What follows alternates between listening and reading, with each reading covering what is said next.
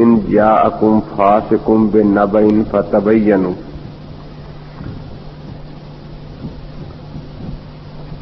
اور پھر اس کے بعد یہ بات بتائی تھی کہ تحقیق کا حق کن لوگوں کو ہے، تو اللہ تعالی نے تحقیق کا حق صرف دو ہستیوں کو دیا ہے، نبی اقدس صلی اللہ تعالی علیہ وسلم اور مجتہد۔ اذا جاءہم امر من الامن او الخوف اذاعوا بہ ولو ردوه الى الرسول والى اولي الامر منهم لعلمه الذين يستنبطونه منهم۔ کہ تحقیق کرنے کا حق یا اللہ کے نبی کو ہے یا مجتہد کو ہے، اور کسی کی تحقیق کو تحقیق نہیں سمجھا جائے گا۔ جیسے دنیا میں بھی ڈاکٹری باتوں کی تحقیق ڈاکٹر کرے گا، چمار نہیں کرتا۔ قانونی فیصلے قانون دان کرتے ہیں اور وہی تحقیق کرتے ہیں، سنار قانونی فیصلوں میں کوئی دخل نہیں دیتے۔ تو اسی طرح دین کی تحقیق جو ہے یا پیغمبر صلی اللہ علیہ وسلم کرتے ہیں اور یا ائمہ مجتہدین۔ آگے ہے فلولا فضل اللہ علیکم ورحمتہ لاتبعتم الشیطان الا قلیلا، کہ یہ اللہ کا فضل اور احسان ہے کہ ہر آدمی پر تحقیق کا بوجھ نہیں ڈالا، بلکہ نبی پاک صلی اللہ علیہ وسلم اور مجتہدین کو حکم دے دیا کہ تحقیق کرو اور باقی ان کی تحقیق پر عمل کر لیں۔ اور فرمایا اگر اللہ کا یہ فضل اور رحمت نہ ہوتی لاتبعتم الشیطان الا قلیلا، تو تم سے بہت سے لوگ جو ہیں اکثر وہ شیطان کی تابعداری کرنا شروع کر دیتے۔ یعنی نام تو قرآن کا لیتے، لیکن چونکہ قرآن نبی پاک سے نہیں سمجھا، اس لیے نام قرآن کا اور اتباع شیطان کی۔ نام قرآن کا اور اتباع شیطان کی۔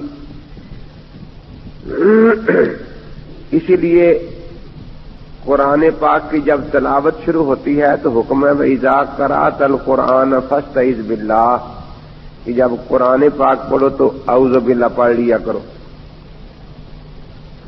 اب سوچنے کی بات ہے کہ قرآن پاک اللہ کی کتاب ہے، اس کے پڑھنے سے پہلے شیطان سے پناہ مانگنے کی کیا ضرورت؟ تو احادیث سے پتہ چلتا ہے، ایک تو نبی پاک نے ارشاد فرمایا کہ ید اللہ علی الجماعت، اللہ کے ہاتھ جو ہے برکتوں اور رحمتوں والا وہ جماعت پر ہے۔ جو جماعت سے کٹ گیا وہ شیطان کا نوالا بن گیا۔ فرمایا جس طرح یہاں جنگل میں بھیڑیے پھرتے ہیں اور جو بکری ریوڑ سے کٹ کر اکیلی جنگل میں چلی جائے، اپنے مالک کی نگرانی سے باہر چلی جائے، وہ بھیڑیا اس کو شکار کر لیتا ہے، اس طرح جو اجماع اور امت سے کٹ کر الگ ہو جائے تو شیطان اللہ نے بھیڑیا چھوڑا ہوا ہے، وہ شیطان کا نوالا بن جاتا ہے۔ تو قرآن پاک کی تلاوت سے پہلے اعوذ باللہ من الشیطان الرجیم پڑھنے کا مقصد یہی ہے کہ یا اللہ قرآن پاک کی کسی آیت کا ایسا مطلب سمجھنا آئے جو اجماع امت کے خلاف ہو، کیونکہ اگر اجماع سے میں کٹ گیا تو اگرچہ نام قرآن کا لوں گا لیکن کام شیطان کا کروں گا۔ اسی طرح حدیث پاک میں آتا ہے فقیہ واحد اشد علی الشیطان من الف عابد۔ اس سے معلوم ہوا کہ اللہ تعالی نبی پاک نے دو جماعتوں کا ذکر فرمایا، ایک وہ جو فقہا کی مانتے ہیں، ایک وہ جو فقہا کے مخالف ہے۔ جو فقہا کی مانتے ہیں ان کو مقلد کہا جاتا ہے، اور جو فقہا کے مقابلے میں شیطان کی مانتے ہیں ان کو غیر مقلد کہا جاتا ہے۔ تو فقہا کی مخالفت کرنے والا شیطان ہے۔ قرآن پاک سے پہلے اسی لیے اعوذ باللہ پڑھنے کا حکم ہے کہ قرآن کا کوئی ایسا مطلب ذہن میں نہ آ جائے جو فقہا کے بتائے ہوئے مطلب کے خلاف ہو، کیونکہ فقہا کے فہم کو قرآن پاک نے حجت قرار دیا ہے اور صفحاء کے فہم کو قرآن پاک نے حجت قرار نہیں دیا۔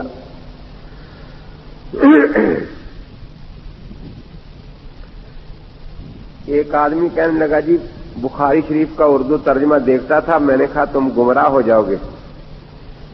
جی حدیث پڑھ کے آدمی گمراہ ہوتا ہے؟ میں نے کہا قرآن کہتا ہے کہ قرآن پڑھ کے بھی کچھ لوگ گمراہ ہو جاتے ہیں۔ یضل بہ کثیرم و یہدی بہ کثیرا، کہ بہت سے لوگ گمراہ ہو جاتے ہیں قرآن پڑھ کر اور بہت سے ہدایت پر آ جاتے ہیں، لیکن گمراہ ہونے والے کون ہیں؟ ان کی پہچان کیا بتائی؟ وما یضل بہ الا الفاسقین، وما یضل بہ الا الفاسقین۔ فاسق کس کو کہتے ہیں؟ جانور کے گلے میں رسی ڈال کر اس کو باندھ دیتے ہیں کہ یہ آوارہ نہ پھرے، کسی کے کھیت میں جائے گا وہ لڑے گا، کسی کے بچے کو مارے گا گلی بازار میں وہ لڑے گا۔ تو جو جانور گلے سے رسی توڑوا کے بھاگ جائے اس کو فاسق کہتے ہیں عربی زبان میں۔ تو پتہ چلا کہ فاسق کا ترجمہ غیر مقلد ہے کہ جو تقلید کا ہار گلے سے اتار پھینکے۔ اب فاسق کی آگے پھر تعریف خود قرآن نے کی کیا؟ یقطعون ما امر اللہ بہ ان یوصل، اللہ تعالیٰ نے جن کے ساتھ مل کر رہنے کا حکم دیا وہ ان سے کاٹ دیتا ہے۔ اب اللہ تعالیٰ نے کن کے ساتھ مل کر رہنے کا حکم دیا؟ روزانہ ہم سورۃ فاتحہ میں پڑھتے ہیں اہدنا الصراط المستقیم، اے اللہ ہمیں سیدھے راستے پر چلا۔ تو بات ختم ہو گئی، آگے کچھ باقی ہے۔ فرمایا صراط الذین انعمت علیہم، کیونکہ راہ پر چلنے کے لیے راہبر کی رہنمائی ضروری ہے، راہبر کی تقلید ضروری ہے، اس کی پیروی ضروری ہے۔ تو اے اللہ ان کے راستے پر جلا جن پر تیرا انعام ہوا۔ اب وہ انعام یافتہ جماعتیں کتنی ہیں؟ خود قرآن پاک نے آگے واضح کیا کہ وہ 4 جماعتیں ہیں، نبیین، صدیقین، شہداء اور صالحین۔ تو ان کے راستے پر چلنے کا نام صراط مستقیم ہے اور سیدھا راستہ ہے۔ اب غیر مقلد کہتا ہے صرف نبی کی ماننی ہے اور نہ صدیق کی ماننی ہے، یہ امتی ہے، نہ شہید کی ماننی ہے، یہ امتی ہے، نہ صالحین کی ماننی ہے، یہ امتی ہے۔ یہی کہتے ہیں نا کہ صرف اللہ کے نبی کی ماننی، امتیوں کی نہیں ماننی۔ تو اللہ تعالی ہمیں صدیقین سے جوڑنا چاہتے ہیں اور غیر مقلد ہمیں صدیقین سے توڑ رہا ہے۔ اللہ تعالی ہمیں شہداء کی تابع داری اور تقلید کا حکم دیتے ہیں اور یہ ہمیں شہداء سے توڑ رہا ہے۔ اللہ تعالی صالحین کی تابع داری کا ہمیں حکم دیتے ہیں اور یہ ہمیں صالحین سے توڑ رہا ہے۔ تو فاسق کی تعریف ہی یہی کی، یقطعون ما امر اللہ بہ ان یوصل، اللہ نے جن کے ساتھ مل کر رہنے کا حکم دیا ہے یہ ان سے کاٹتا رہتا ہے۔ اور یہ تو میں نے ان کی بات مان کر کہا کہ وہ نبی کو مانتے ہیں، صدیقین کو نہیں مانتے۔ حقیقت یہ ہے کہ وہ نبی کو بھی نہیں مانتے، کیونکہ نبی کو ماننے کا صحیح طریقہ وہی ہے جس طریقے سے نبی کی بات پہنچے اسی طریقے سے مان لی جائے۔ وہ اس پر ایک